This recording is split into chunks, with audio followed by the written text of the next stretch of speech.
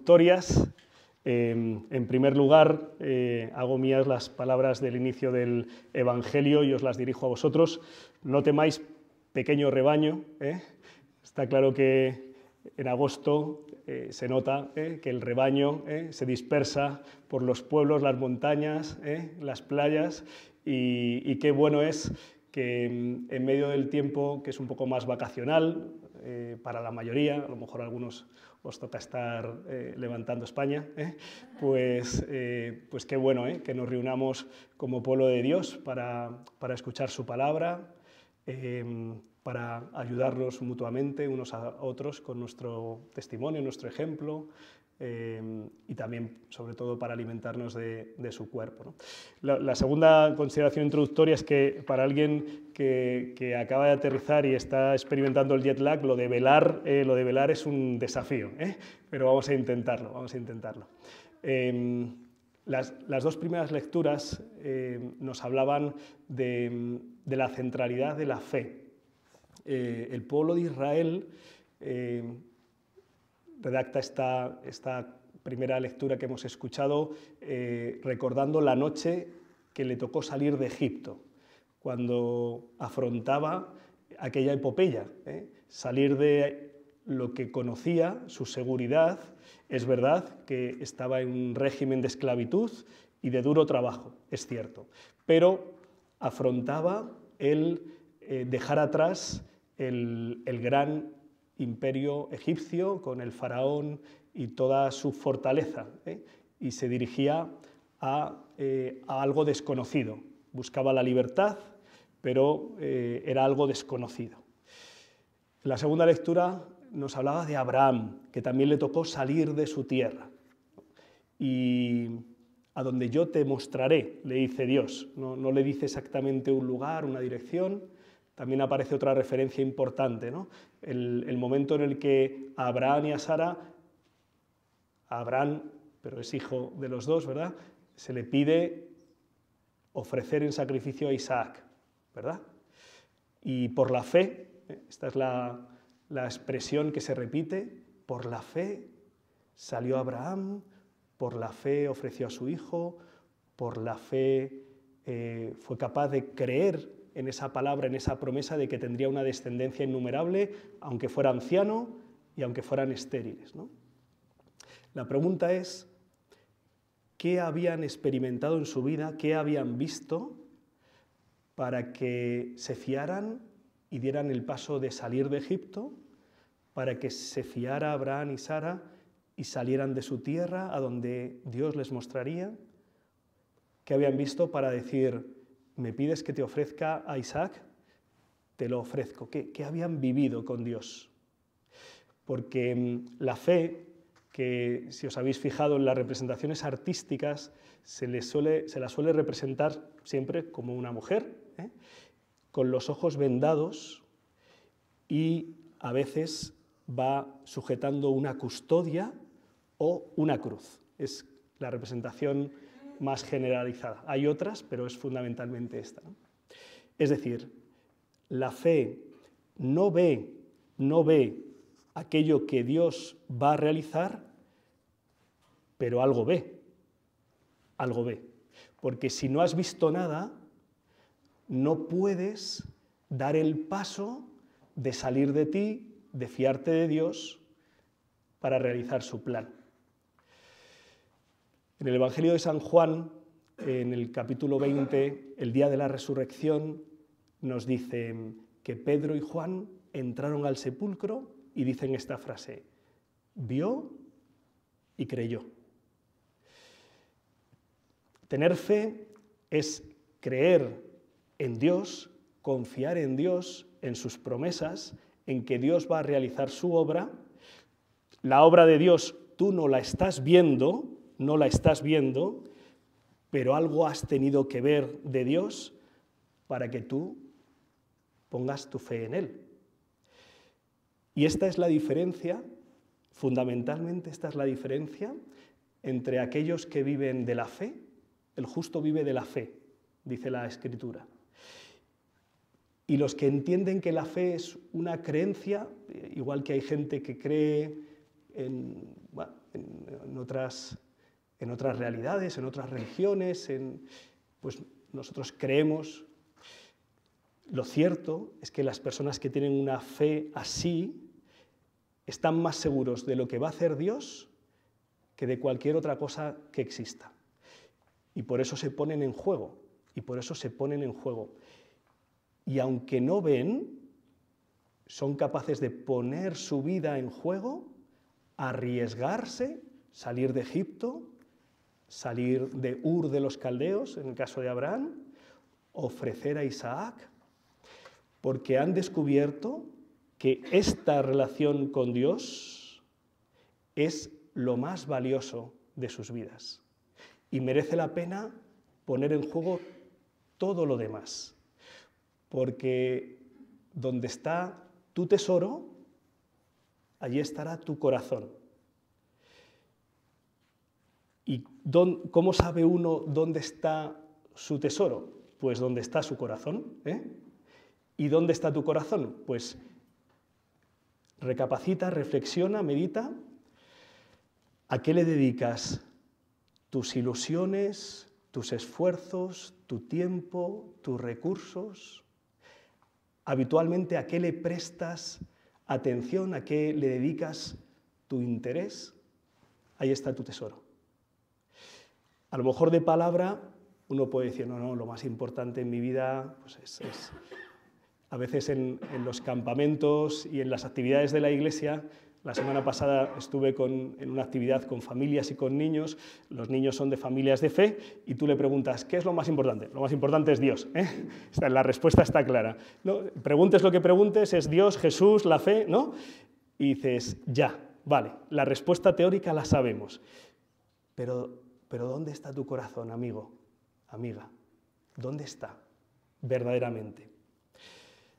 De tal manera que experimentes este gozo que decía Jesús en el Evangelio, que quien vive así, quien vive despierto, atento, abierto a encontrarse con Dios, a vivir con Dios, experimenta que Dios le sirve. Escuchábamos en la parábola, el mismo Señor vendrá y servirá a sus servidores que están atentos, y por eso escuchamos a nuestros hermanos que son referentes para nosotros en la fe, fundamentalmente los santos, ¿verdad? Los reconocidos y la multitud que sabemos que han vivido una vida de santidad, y ellos tienen un gozo enorme en vivir simplemente su relación con el Señor.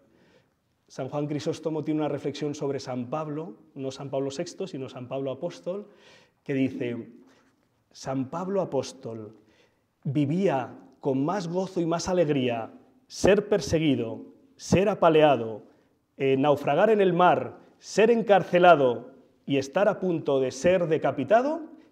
Vivía él esto con más gozo que nosotros, nuestros días de asueto, de entretenimiento, los hobbies que tengamos, las cosas estas que nos gustan. Él vivía con más pasión, con más intensidad, con más alegría. ¡Ay de mí si no evangelizara! ¡Ay de mí si no dedicara mi vida a anunciar a Cristo! ¿Qué sería de mí? Y dices, pero Pablo, que te han apaleado. Él dice, 3 veces me dieron 40 azotes menos 1. En la prisión, 1 día y medio en el mar naufragado. Pero, San Pablo, ¿cómo no tiras la toalla y dices, anda, que anuncie otro a Jesús? No. Para mí la vida es Cristo, y morir una ganancia.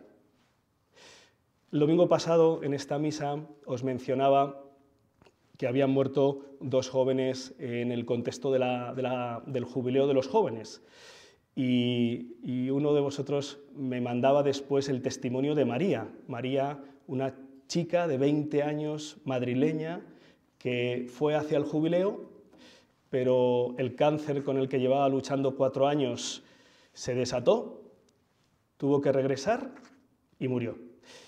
Algunos habréis seguido, quizá, porque ha tenido un cierto recorrido mediático en los ámbitos eclesiales, aunque no solo, porque yo lo he visto en algún medio nacional. Esta chica ha vivido este cáncer y finalmente la muerte con una esperanza, con una seguridad en Cristo, hablando de cómo esto la ha acercado más que nada en su vida a su Señor.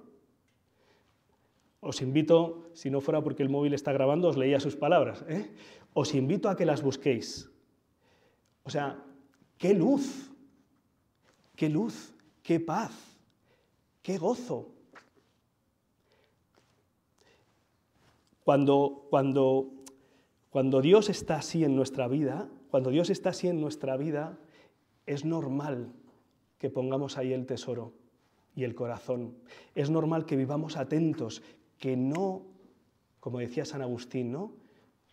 Cuidado, que pasa la gracia de Dios, no vayas a perderla, que no vuelva, que no me pierda la acción de Dios en mi vida, pero que no me lo pierda en ningún momento, que tenga, o sea, hay que tener ansia de Dios, de nada más, Y uno puede vivir ahora estos momentos, supongo, ¿no? de más tranquilidad, asueto, descanso, con la conciencia de estar acompañado por el Señor, dedicar un tiempo de lectura o de paseo, descubrir la naturaleza, estar con la familia, servir a los hermanos, ¿no? Todo con el Señor. Y entonces el Señor, que venga cuando quiera. Dichoso el que cuando venga el Señor esté preparado y le encuentre, porque lo va a recibir todo multiplicado. Qué gozo, qué maravilla. Todos los que estamos aquí tenemos fe, en distintos grados, cada uno sabe, ¿verdad? El Señor nos quiere regalar una experiencia de vida con Él de tal calibre, de tal intensidad, de tal profundidad, de tal gozo, que no haya nada que no vivamos en Él, que no haya nada que nos separe de Él, que podamos vivir todas las circunstancias unidos al Señor. Entonces Él hace miles de maravillas. Permite a María vivir su enfermedad y su muerte con 20 años con una certeza, con una esperanza, con una paz. Vengo de Estados Unidos, he estado en un encuentro de una realidad de la Iglesia que seguramente no conozcáis. Se llaman los Caballeros de Colón. Aquí no es muy conocido, no es nada conocido, pero que sepáis que es la institución católica con más miembros del mundo. No está mal, ¿eh? Y esto nació en un contexto dificilísimo. Y es que estos días he aprovechado, a mí me gusta mucho la historia, he aprovechado para intentar empaparme, leer, he estado viendo cosas de la Guerra de la Independencia, de la Guerra Civil de los americanos, y fijaos, en el siglo XIX los católicos en Estados Unidos eran los parias de la sociedad. De hecho, había anuncios de trabajo que ponían abstenerse irlandeses, porque los irlandeses eran católicos, o abstenerse italianos, porque los italianos eran católicos. En ese contexto, un sacerdote, descendiente de inmigrantes irlandeses, el padre Michael McGivney, que es beato, se le ocurre unir a los hombres católicos, porque la unión hace la fuerza, para ayudarse mutuamente. Y en este contexto, pues crea los Caballeros de Colón. Hoy en día, se lo comentaba ahora a Edmundo, ¿no? En la misa de apertura había 10 cardenales y 50 obispos. Así, lo típico, ¿eh? Le decía a Edmundo, nunca en mi vida he hablado con 3 cardenales el mismo día, ¿eh? El padre McGivney, en el año 1882, cuando fundó esto,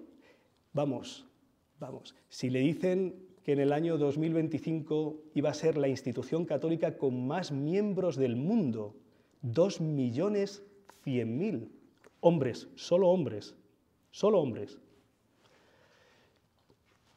Pero por la fe, él hizo el primer paso. Reunió a un grupo de hombres en su parroquia y les dijo, tenemos que hacer algo para ayudar a las viudas y a los huérfanos, porque en un contexto donde la masonería tenía una fuerza increíble, seguramente la sigue teniendo, pero en aquel contexto era tremendo.